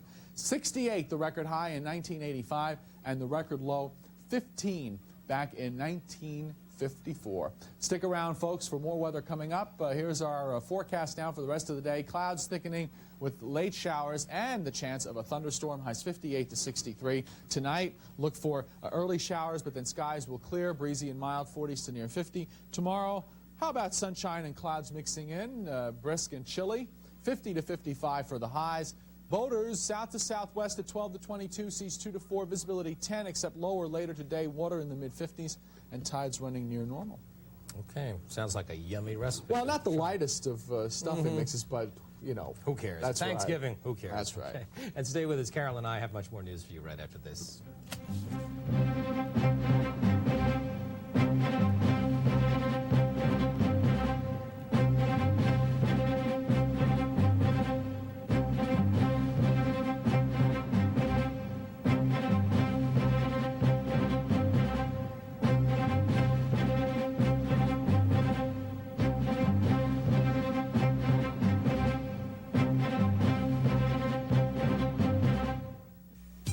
On the street where the dealers compete is Ford. Here's what your Ford dealer has to say. This special edition Ford Escort LX hit the streets with a savings package of $779, including power steering, remote mirrors, automatic transmission, and AM/FM stereo cassette. And with $400 cash back, that's a combined savings of almost $1,200. The world's bestseller never looked better. See the Ford dealer on your street. The word's out. The word on the street is Ford.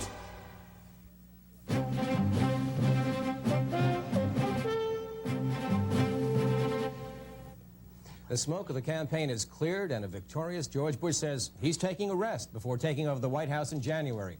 Bush is spending the next 4 days in Florida just fishing. But before taking a break, the president-elect has already made decisions about his cabinet. Bush nominated his campaign manager, James Baker, as his Secretary of State, and he's called on campaign workers Craig Fuller and Bob Teeter to head up his transition team. The man Bush defeated, Michael Dukakis, is back in Boston. Dukakis has resumed his duties as governor of Massachusetts. Dukakis told campaign workers yesterday that he gave the election his best shot, but he repeated his claim that Bush distorted his record during the race. Well, the campaign may be over for George Bush, but it won't be until next week that an official winner is named in Long Island's 1st congressional district. The apparent winner is Democratic incumbent George Hochbruckner, but the apparent loser, Republican Ed Romaine, isn't convinced, so he's called for a recount. Now, Romaine says it's a tight race, and he blames a new ruling which allowed Stony Brook University students to re-register and vote in the school's election district. It's quite clear that the people in the 1st Congressional District are totally underwhelmed by George Hochbruckner. He can't get more than 50% of the vote. That tells me something, and particularly when 98% of the incumbents win. The fact that I have worked so hard and done so well for people is what saved me in light of this landslide for Bush that we just saw. So I'm very proud that the voters recognized my contribution, recognized that this is a 2-to-1 Republican district, and I'm a moderate Democrat. So I'm delighted that I survived, and any more than one vote is enough, and I'll take 2,500 of them.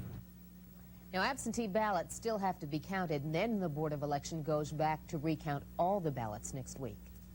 Suffolk County has a new operating budget for 1989. Legislators worked into the early morning hours today before adopting the new $1.2 billion budget. Donald Gruen, the legislature's director of budget review, says the new budget probably won't require any programs to be cut at first anyway, but he says we'll probably see a hiring freeze and a let's wait and see attitude. The budget includes an effective property tax credit of 14 cents per $100 of assessed valuation for people in western Suffolk and 7 cents per $100 for those in eastern Suffolk. Here are some of the stories we're covering across the nation and around the world. Former Nixon aide John Mitchell has died of a heart attack in Washington, D.C. Mitchell was convicted in 1975 for his role in the Watergate scandal. He was the only United States Attorney General ever to serve time in prison. John Mitchell dead at 75. And a moderate earthquake shook the San Francisco Bay Area last night. No reports of injuries or major damage, but the quake registered an impressive 4.5 on the Richter scale. The tremor shook an area nearly 400 miles wide. Officials say although the quake was not a major one, it's unusual for one of that magnitude to be felt over such a wide area. These stories are happening island-wide, and Yaphank plans are in the works for a new recycling center. A 50-acre parcel of county land is being transferred to the town of Brookhaven on the promise it will be used as a recycling site. County Executive Patrick Halpin says recycling is an important part of Suffolk's efforts to manage its solid waste. In West Babylon, it resembles a flea market. Jewelry, electronics, and guns are on display, but the property belongs to someone. More than $30,000 worth of goods was recovered by Suffolk police in a recent house search. Police say the stolen items probably came from homes along the South Shore, from Merrick to Lindenhurst. If you think your property may have been recovered, you can call the police at 957-4444. That's 957-4444. And Syosset High School is sponsoring an innovative writing workshop. Fearing that TV is causing a decline in reading and writing skills, administrators around Long Island kicked off a Writing Eye Conference for kids. The idea was to try and inspire students to write, and a group of professional authors are helping out. Well, coming up on the Morning Edition, meteorologist Joe Chaffee says we're going to have dry weather this morning, but a few showers headed our way for the afternoon. The complete island forecast is up next. And East Meadows' Frank Viola picks up the American League Cy Young Award. Sports and weather next as the Morning Edition continues.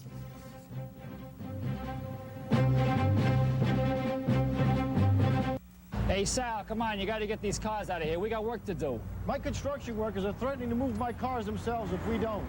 That's why you should come into the Atlantic Auto Mall now. I'll even help you make your own best deal. Come in and help me move out my Oldsmobiles, Hyundais, Isuzus, Jeep Eagles. Help me move them before they move them for me. Hey, wait a minute. Come to the Atlantic Auto Mall right now during our big construction sale and build your own best deal. Hey, give me that car back!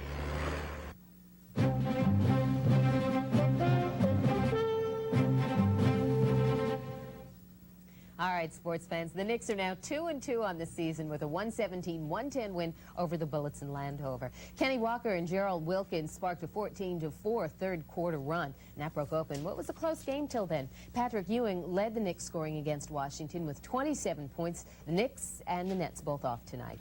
And East Meadow and St. John's University are especially proud this morning of favorite son Frank Viola. Viola was one first-place vote shy of being a unanimous selection as the American League Cy Young winner. Viola had a 24-7 record this season, best in the majors. He had a 2.64 ERA and 193 strikeouts, and it was just a year after he won the World Series MVP. Along with the trophy, Viola gets $100,000 for an incentive clause in his contract. And what's Frank going to do with all that cool baseball cash? We're still on the thinking stages, but I feel like the manager, the coaches have a lot to do with my career and the strides I've made, and I'd like to be able to do a little something to thank them for all they've done for me. Some might say you can't get any better, but I know that you think otherwise. I'm a perfectionist. I'll never be happy with where I'm at. I think the first 5+ months this year could have been as good as I could pitch. But then I look at September and October a little bit, and I got a little tired at the end. I feel like if I'm able to perform, I want to perform from April, whenever we start the season, till the end of the season, and have something left for the World Series and the playoffs.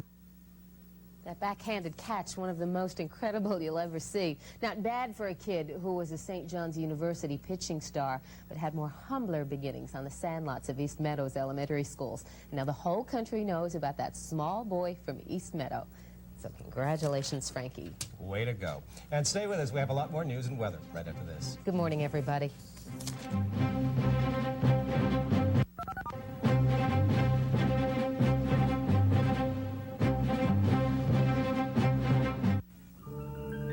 The magic, the mystery of diamonds, waiting to be discovered at Friedman Jewelers. Our diamonds bring a woman to life like nothing else. In beautiful, unique settings, Friedman Jewelers quality diamonds add a touch of mystery, a touch of magic, a touch of romance to the woman who wears them. Diamonds from Friedman, Long Island's premier jewelers since 1936. Hi, I'm Paul Conte, and welcome to Coffee with Conte. I'm amazed at how confusing some automobile ads are. But in a Paul Conte Cadillac ad, you can clearly see what makes us #1 on Long Island. Like Tiva Lone, who heads our limousine department. For creating and designing custom limousines, there's no one better. And Marianne, our lease manager, finds our customers the lowest rates on all our lease vehicles. So join me on Sunrise Highway in Freeport for Coffee with Conte. We don't want to be everyone's Cadillac dealer, just yours. My business required a sophisticated custom-designed alarm and closed-circuit television system. My business needed a reliable, unobtrusive alarm system without conspicuous wires. Our home needed the same high-level fire and burglar protection as our businesses. Our alarm specialist custom designed the right system. At the right price.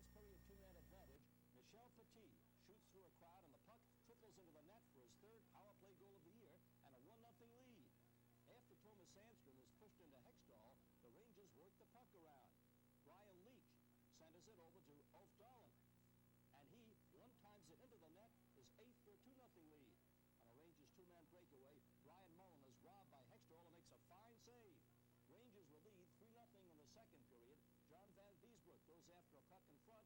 It trickles through to Scott Mellenby. He scores.